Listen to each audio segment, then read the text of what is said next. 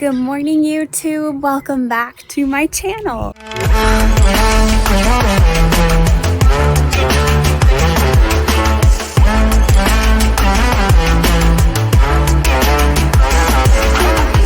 So I am going to talk about some tips that I personally use to help me stay on track for the weekend so that I can go into my new week without losing any progress. I know it's so much easier to stay on track during the week when you have your routine, workouts, meal prep, and everything like that. On the weekend, it gets a little more complicated. There's so many things to do with friends, family, and having a good time. So I'm just going to cover some tips that I do while I'm on my health journey and see if any of these things can maybe help you, or if not, maybe you're just along for the ride. If it looks like I'm in the middle of nowhere, it is because I am in the middle of nowhere. I spend half of my time living on a farm and half of my time living in a city. So we are so excited today. We are actually doing a 5K. Alright, so we are en route to the 5K, which is so exciting, and that brings me to my first tip. My first tip is try to find a workout that is exciting and is almost like a treat workout. So what I mean by this is during the week I normally work out by myself, or I go to workout classes on my own, and on the weekend I get to work out with my boyfriend. We go to F45, which is a blast. If you've never tried it out, you should. It's a great time. But I'm always looking for new gyms and new classes and new things to try, and today I found that there is a 5K in town. We haven't done one of these since before quarantine, so it's been a minute and we're very excited. We're by no means runners, but the goal isn't about making a time goal or meeting a specific PR. We're just going to have fun. I think events like these are a really great way to mix it up. If you've never been to a 5K in your community or an outdoor event like that, the energy, the community, it's all a great time, and it's a great way to kind of mix it up and try something new. So yeah, that would be my first tip, is to have a workout that you're looking forward to on the weekend.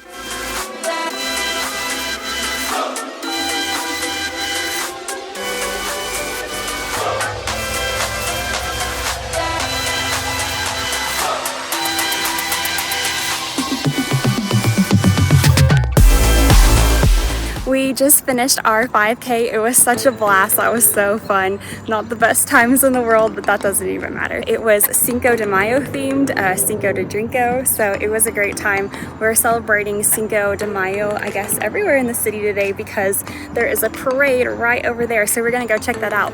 Which brings me to tip number 2.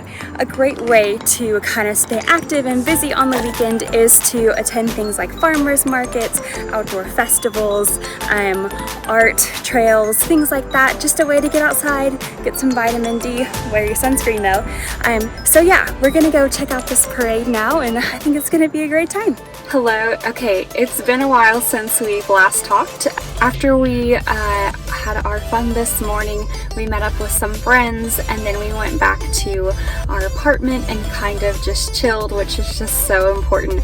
As much as I'm talking about movement and being active, also the weekend is a great time to recover. So if you're someone that moves a lot during the week, definitely use your weekend as recovery days, rest days, recharging days. It'll help you fuel for the next week. So I am moving on to my next tip, which is I think I'm on tip number 3. Tip number 3, which is to run errands, because it keeps you active. I'm at the HEB right now. I'm about to go do some groceries, but you could also go walk at the mall. You could also go to car wash, or DIY projects. I mean, there's many ideas out there.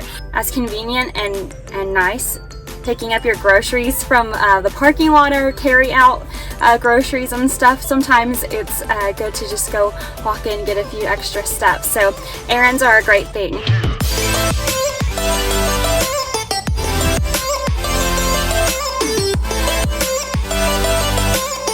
My tip number 4, which is to stay hydrated. Now, obviously this is something you're gonna wanna do every day of the week, not just the weekend, but I feel like you have to be maybe more mindful about it on the weekend, at least if you're like me. So I take one of these with me everywhere I go, a water bottle, tumbler, whatever. So that's really great because not only will water in your system keep you energized, keep you feeling good, keep you from feeling dehydrated, but it'll also help keep you full. So that's a great tool to have. And for tip number 5, I have always keep some sort of healthy snack with you. I like this protein bar. You could do fruit, nuts, whatever you like that you actually like. You don't want to have your go-to snack be something you don't enjoy. It just makes life easier if you're out doing things, or like this morning when we were out the 5K, they had food trucks, and if I had wanted to get something from the food trucks, I would know that I have an option in my car that won't blow my whole day. Having a snack readily available is great because you're not going to be tempted to go get something somewhere that's going to be fast and convenient. And you know, when you're hungry and you're probably going to eat. So I think it's common sense, of course, to, you know, have your water and to have your snacks with you, but it's the act of actually doing it so that when you're in the situation, you already have a solution. So it's being proactive. It takes some planning and it takes some thought, but if you are, it can save you a lot. It can save you a lot of calories, and it can save you a lot of time, and it can just save you a lot of convenience. And then tip number 6 that I have, we're already at 6, is I mentioned earlier we went out to eat. So of course you're gonna go out to eat with your friends and family on the weekend. That's just part of life. I think a great thing to do is go to the restaurant website before you arrive so you can look at the menu. Some places they'll give you the nutritional value beforehand, so you'll know. Some places it's guesswork, but at least you have an idea. In my experience, if I go in with a game plan of knowing what I'm going to order, I'm going to stay on track. If I wait to do it once I get to the restaurant and start reading, then I tend to not make as good choices. So it's always great to kind of do some research before you go out. It just makes your life a little easier. So, I mean, it's all about compromises. You can go out with your friends, you can have a good time, you can eat. It's about little things that add up that down the road will help you get to your goals. Things like looking at a menu before you go, or things like having water with you wherever you go, and things like having snacks, healthy snacks that you can grab. These are game changers, and yeah, again, like I said, it's the little things that add up over time.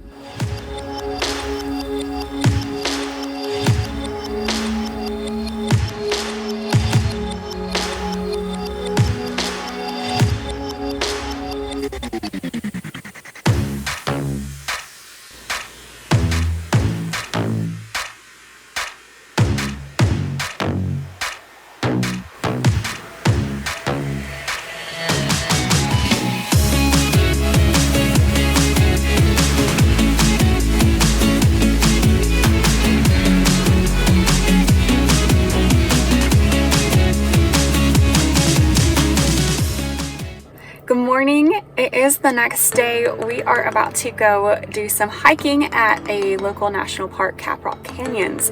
So we're going to road trip up there, but first, always first, some coffee. So I am running over to Starbucks. The last healthy tip that I follow is to go for a walk, even if you're not going to a national park. Go for a walk, go for a hike. If you have a dog, you can go walk your dog. Just get some fresh air, kind of as I was saying yesterday. It's just about getting outside, getting some vitamin D. It's so good for your mental health, not just your physical health. So with that being said, these are my little healthy tips and tricks that help me kind of stay on track on the weekend, and all very doable things. It's just about the matter of putting it into motion. Hopefully I can get some clips of our hike and share that with you guys. So yeah, we're really excited about today. I have to go get that I've got to go get that coffee, so I am gonna go do that. Thank you so much for watching today. I hope you will join me in future videos. Please like, subscribe. I would love to hear healthy tips that you do on the weekend if you want to share down below. Thank you guys so much for watching. I hope you have a fantastic week.